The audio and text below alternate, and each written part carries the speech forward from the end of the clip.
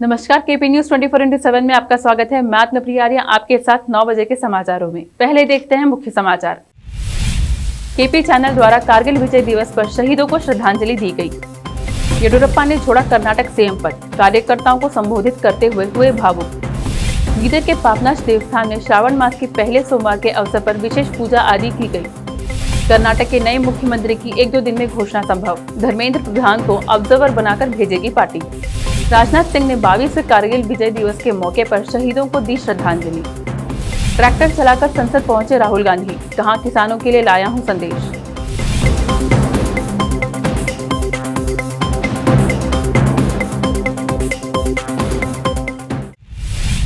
अब समाचार विस्तार से। पहले समाचार स्थानीय। 22वें कारगिल विजय दिवस के अवसर पर केपी चैनल की ओर से शहीदों को श्रद्धांजलि दी गई। इस अवसर पर सहयोगी संपादक समीर खान ने शहीदों की कुर्बानी के संबंध में बताया और उन्हें श्रद्धांजलि दी। इस मौके पर केपी चैनल के सभी कर्मी उपस्थित थे।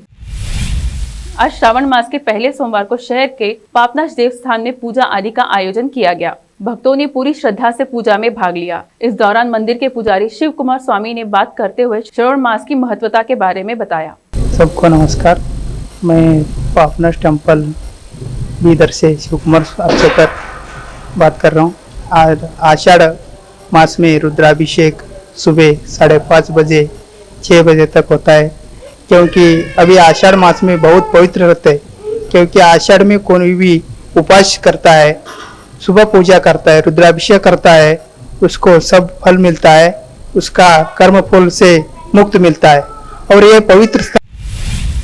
देखते हैं समाचार राज्य के। भारतीय जनता पार्टी के नेता बीएस येडियुरप्पा ने कर्नाटक के मुख्यमंत्री पद से त्यागपत्र दे दिया है। अपनी सरकार के 2 साल का कार्यकाल पूरा होने के मौके पर येडियुरप्पा ने मुख्यमंत्री पद से त्यागपत्र देने का ऐलान किया है। भारतीय जनता पार्टी के नेता बीएस येडियुरप्पा ने कर्नाटक के मुख्यमंत्री पद से त्यागपत्र दे दिया है। अपनी सरकार के 2 साल का कार्यकाल पूरा होने के मौके पर येडियुरप्पा ने मुख्यमंत्री पद से त्यागपत्र देने का ऐलान किया। बीएस येडियुरप्पा ने त्यागपत्र देते समय भारतीय जनता पार्टी के शीर्ष नेतृत्व का धन्यवाद किया और कहा कि 75 वर्ष की उम्र की लिमिट पूरी होने के बावजूद केंद्रीय नेतृत्व ने उन्हें 2 साल अतिरिक्त मुख्यमंत्री पद पर बनाए रखा। त्यागपत्र देते समय बीएस येडियुरप्पा ने कहा कि वे केंद्र में भारतीय जनता पार्टी को फिर से जीत दिलाने में पूरा योगदान देंगे।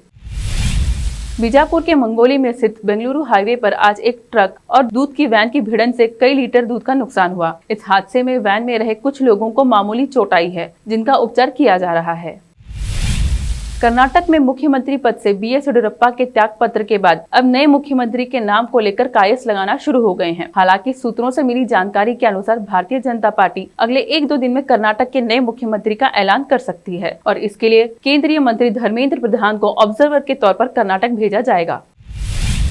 कर्नाटक के सीएम बीएस येडियुरप्पा के इस्तीफे के बाद नए सीएम के तौर पर लिंगायत के 2, वोक्कलिंगा के 3 और ब्राह्मण समाज के एक नेता के नाम पर चर्चा की जा रही है। कर्नाटक के सीएम बीएस येडियुरप्पा ने इस्तीफा देने का फैसला किया है। उन्होंने भाषण के दौरान इस्तीफा देने की घोषणा की। बता दें कि मुख्यमंत्री ने करीब 35 मिनट तक भाषण दिया। इस दौरान कई बार उनकी आंखों में आंसू भी आए। सीएम येडियुरप्पा ने बताया कि कैसे उन्होंने पार्टी को इस लेवल तक पहुंचाया।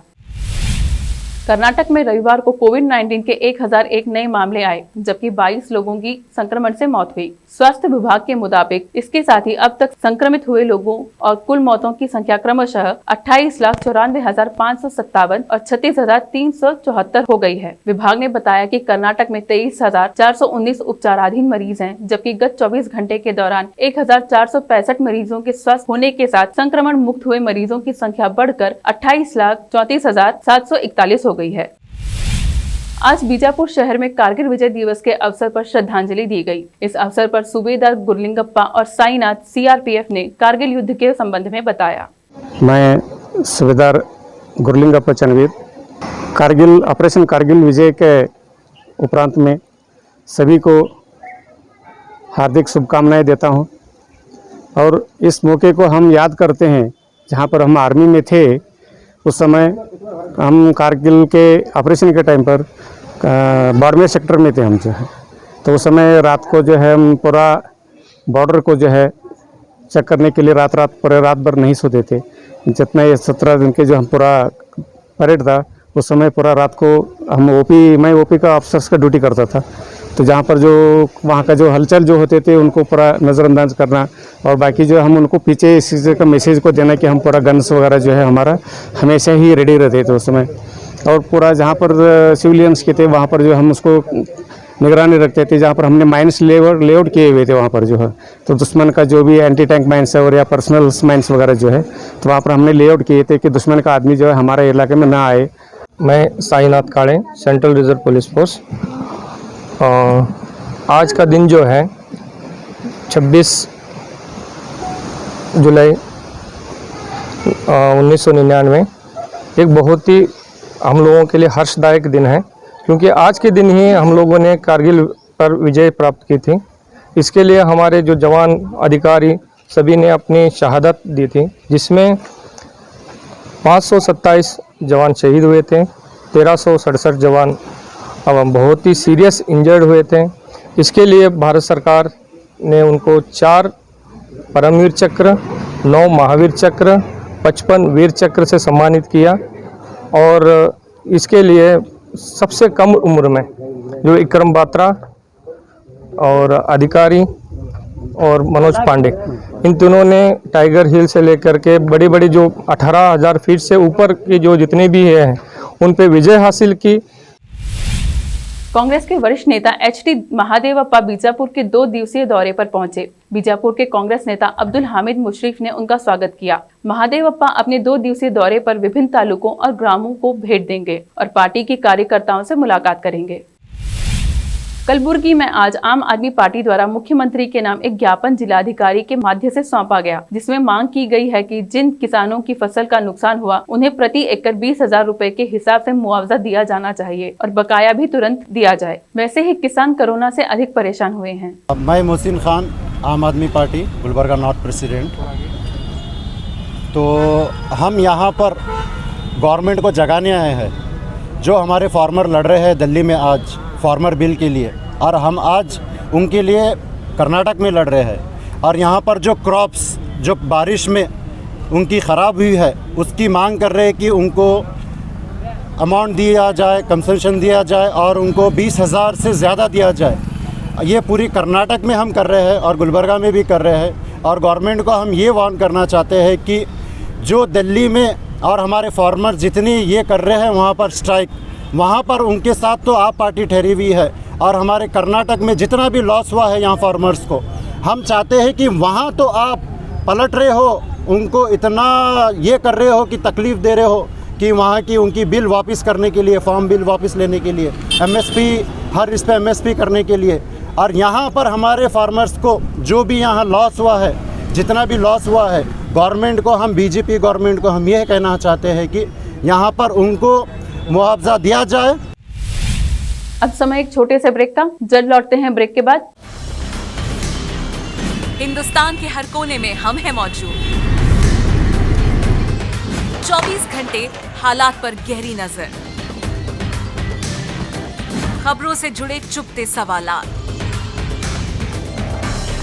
और आपको दिखाता है धार्मिक, सामाजिक, राजनीतिक, लोकल और इंटरनेशनल न्यूज की सबसे बेहतर कवरेज, जो आपको रखती है हर पल बाखबर। देश और दुनिया भर की खबर के लिए देखते रहें KP news 24/7।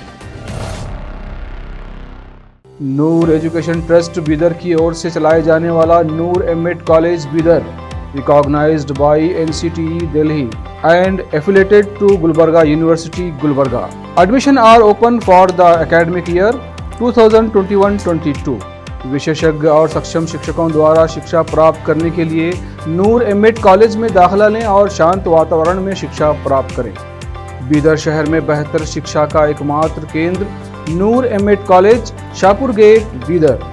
Phone numbers 9945283920, 8482221297। Hindustan के हर कोने में हम हैं मौजूद। 24 घंटे हालात पर गहरी नजर, खबरों से जुड़े चुपते सवालात, और आपको दिखाता है धार्मिक, सामाजिक, राजनीतिक, लोकल और इंटरनेशनल न्यूज की सबसे बेहतर कवरेज, जो आपको रखती है हर पल बाखबर। देश और दुनिया भर की खबर के लिए देखते रहें केपी न्यूज 24/7। ब्रेक के बाद आपका फिर स्वागत है। देखते हैं समाचार देश और दुनिया के।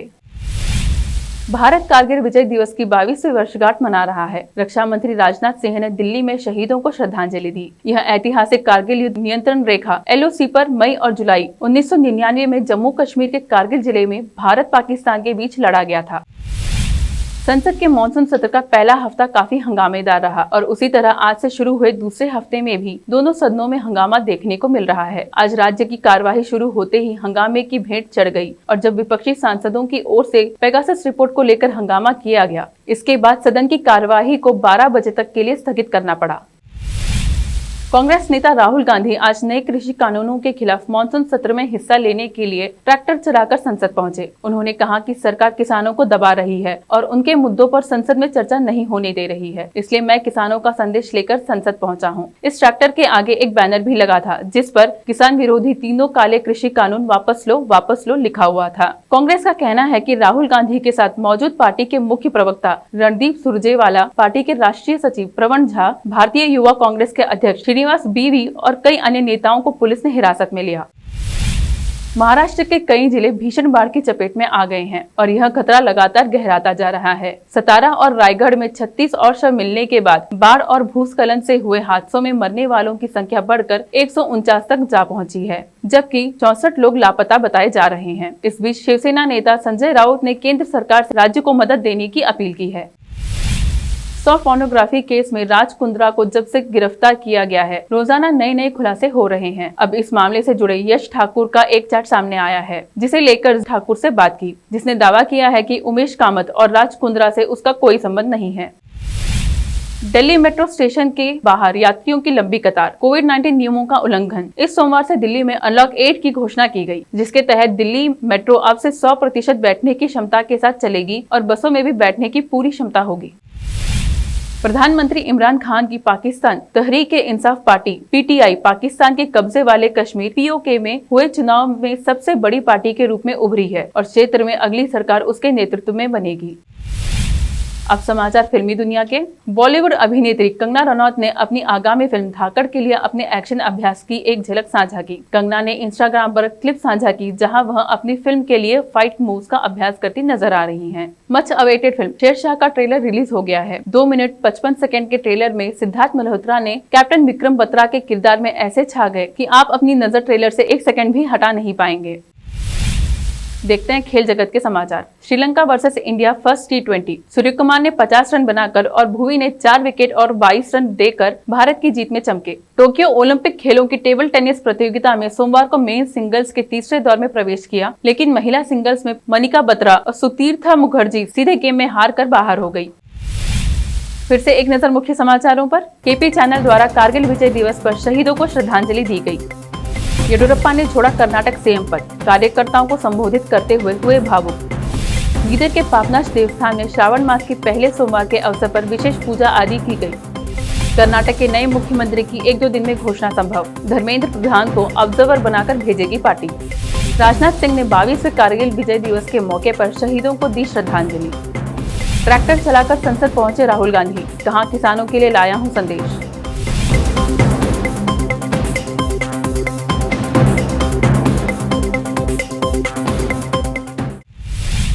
केपी न्यूज से फिलहाल इतना ही। देश प्रदेश के समाचारों के लिए जुड़े रहिए केपी न्यूज 24/7 से। धन्यवाद।